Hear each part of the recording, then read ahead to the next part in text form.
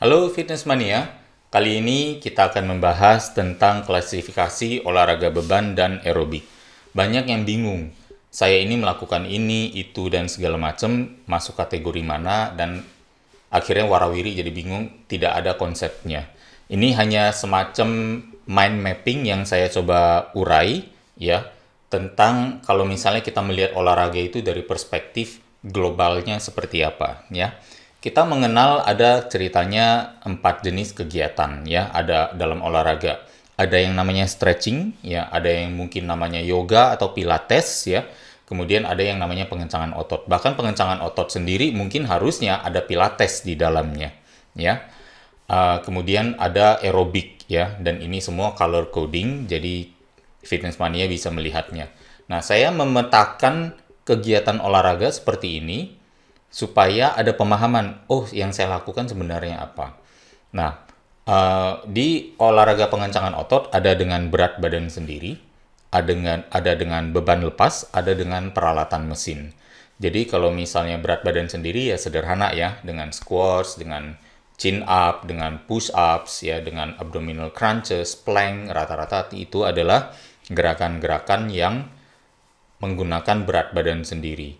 Kemudian ada yang dengan beban lepas. Beban lepas kita kenal dengan nama barbel maupun dumbbell. Ya, barbel itu yang panjang, dumbbell itu yang pendek. Kemudian ada juga peralatan di gym seperti yang selectorize. Selectorize itu yang menggunakan pin ya, menggunakan garpu katanya ya. Colokan, dicolok aja bebannya sudah ditentukan. Atau yang plate loaded, sedikit lebih ribet ya, kita harus mengangkat plate untuk kita masukkan ke dalam tempatnya. Dan biasa itu mungkin sedikit lebih melelahkan ya, karena penentuan bebannya kita harus angkat dan pindahkan lagi. Dan kita selesai pakai, kita harus kembalikan lagi, jadi harus diangkat lagi. Dan biasa itu memang lebih melelahkan. Ada yang namanya kabel ya gampang ya, menggunakan kabel dan mesin yang biasanya berhubungan dengan yang selectorize. Ada auxiliaries yang lain, misalnya eh, dengan bola, dengan kettlebell, ya, dengan produk-produk yang ada mereknya, misalnya seperti tali-tali yang TRX, battle rope, dan lain sebagainya, itu masuk di auxiliaries itu. Ya, kemudian ada juga pilates. Pilates juga merupakan olahraga atau kegiatan pengencangan otot, tapi dengan peralatan khusus yang dibuat khusus oleh eh, praktisi pilatesnya. Kemudian ada juga kegiatan aerobik atau kardio. Ini saya bagi menjadi dua, biasanya indoor maupun outdoor. Kegiatan-kegiatannya inilah yang paling banyak ya. Ada group exercise seperti senam-senam, zumba, dan lain sebagainya ya. Atau kelas-kelas group exercise yang namanya seperti Les Mills dan lain sebagainya. Kemudian ada individual dengan alat. Nah, ini yang biasanya indoor, seperti treadmill, sepeda statis, cross trainer, atau bahkan alat mendayung, ya, rower, dan lain-lain, rowing machine. Kemudian ada yang secara individual, misalnya dengan jalan, jogging, berenang, bersepeda, maupun rame-rame juga. Atau bahkan olahraga permainan. Olahraga permainan biasa seperti bulu tangkis, futsal, volley, basket, kasti mungkin, dan kegiatan olahraga lainnya. Dan ini memberikan kita satu pemetaan aja kira-kira waktu Fitness Mania berolahraga itu ada di mana sih gitu ya. Nah, kita perlu mengenal juga bahwa sebenarnya setiap kali kita berolahraga yang terjadi adalah pasti keterlibatannya ada dua, otot dan detak jantung ya. Detak jantung pasti meningkat. Latihan beban detak jantung meningkat nggak? Meningkat ya. Tetapi detak jantung biasanya lebih diasosiasikan dengan kegiatan aerobik seperti aerobik, kardio ya. Di sini misalnya yang intensitas tinggi seperti SIT ya, yang namanya sprint interval training, atau HIIT, high intensity interval training. Latihan beban dengan nature-nya latihan beban satu set, kemudian kita istirahat 1 menit, kemudian kita gerak lagi satu set, kita istirahat lagi 1 menit, biasanya menciptakan juga ayunan naik turun detak jantung yang biasanya jatuh di medium to high intensity interval training. Nah, jadi ini menjadi satu realisasi juga untuk Fitness Mania bahwa tidak perlu HIIT itu tidak serta-merta berlari aja di ceritanya full speed jogging, full speed jogging, full speed jogging. Seolah-olah HIIT hanya di sana.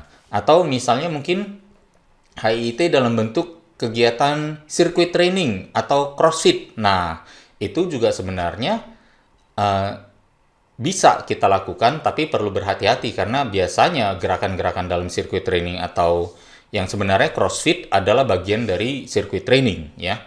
Yang biasanya sifatnya nature-nya sangat balistik, kemudian sangat advanced, dan juga intensitas detak jantungnya tinggi. Jadi sebenarnya kegiatan-kegiatan tersebut tidak dirancang untuk orang-orang yang memang memiliki mobilitas yang agak rendah atau memang lebih terbatas. Mungkin mereka yang pemula, berat badannya masih tinggi, kadar lemak tinggi dengan kekuatan otot yang rendah. Dan itu kelompok orang yang mungkin kurang cocok untuk diperkenalkan langsung sebagai pemula masuk ke kegiatan seperti sirkuit training maupun CrossFit. CrossFit sirkuit training adalah kegiatan yang highly advanced. Jadi bagi yang mau melakukan kegiatan itu, lalui dulu proses sebagai seorang pemula dan punya fondasi yang baik, ya. Jadi ini adalah hubungannya dengan detak jantung sebenarnya, ya, kalau kita berbicara tentang interval dan steady pace training. Fitness Mania, sekarang telah hadir buku terbaru kami yang ditulis oleh Mas Aderai dan saya, Coach Halim Chiang, yang judulnya menjawab 108 pertanyaan populer seputar fitness. Apa saja contohnya? Seperti saya sudah pasang ring, apakah saya masih bisa berolahraga? Apa itu intermittent fasting? Kapan sebenarnya lebih baik berolahraga aerobik atau latihan beban? Atau bahkan pertanyaannya, saya sudah kurus, apakah saya perlu lagi untuk berolahraga? Lalu apakah saya gemuk karena faktor genetik? Semuanya kami usahakan jawab dengan referensi ilmiah yang terbaru yang bisa dipertanggungjawabkan. Dapatkan bukunya dengan memesan di nomor WhatsApp yang tertera di layar ini atau di geraibinaraga.net di berbagai marketplace maupun di Instagram aderai_self-defense. Terima kasih untuk supportnya. Semoga bermanfaat adanya buku ini untuk kalian. Nah, yang lebih kita kenal lagi adalah sebenarnya kegiatan yang namanya MICT atau MICT, Medium Intensity Continuous Training.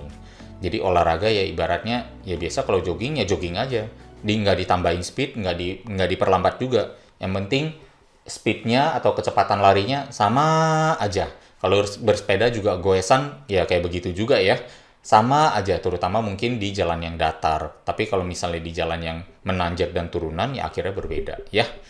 Nah, biasanya MICT ini lebih cocok untuk pemula, ya. Kegiatannya adalah untuk fat burning, membakar lemak, dan juga untuk penguatan jantung dan paru-paru.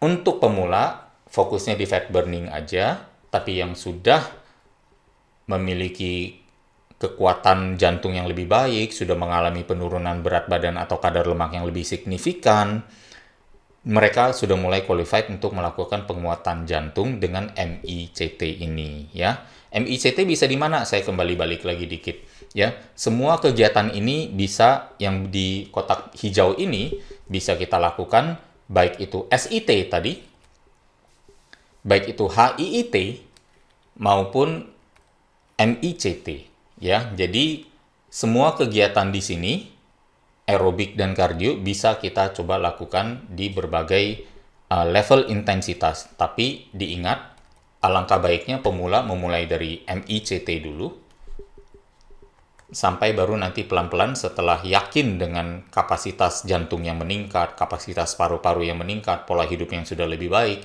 disesuaikan juga dengan pola makan yang sudah membaik juga, kadar lemak sudah lebih turun, dan lebih yakin nih bahwa olahraganya nanti akan lebih bermanfaat daripada menimbulkan masalah bagi kita.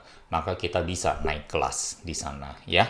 Jadi demikian kira-kira informasinya. Jadi jangan takut untuk berolahraga, ya. Yang penting adalah mengetahui kemampuan fisik sendiri, kemudian menemukan kegiatan olahraga yang cocok untuk kita. dalam hal bukan saja hobi, bukan saja kesukaan, bukan saja minat, tetapi lebih disesuaikan dengan kemampuan fisik kita dulu. Mengapa saya selalu mempromosikan latihan beban? Sederhana sekali, latihan beban itu relatif non-impact dan intensitasnya tidak terlalu tinggi. Meskipun di zigzag, tapi dia zigzagnya di detak jantung yang lebih rendah, sehingga sangat ideal untuk bisa dilakukan.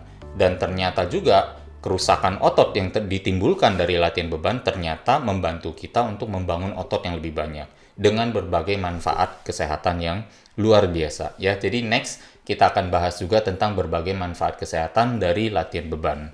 In the meantime, sampai di sini dulu. Kita ketemu lagi di channel Coach Halim Chiang dengan topik yang lain. Terima kasih atas perhatiannya.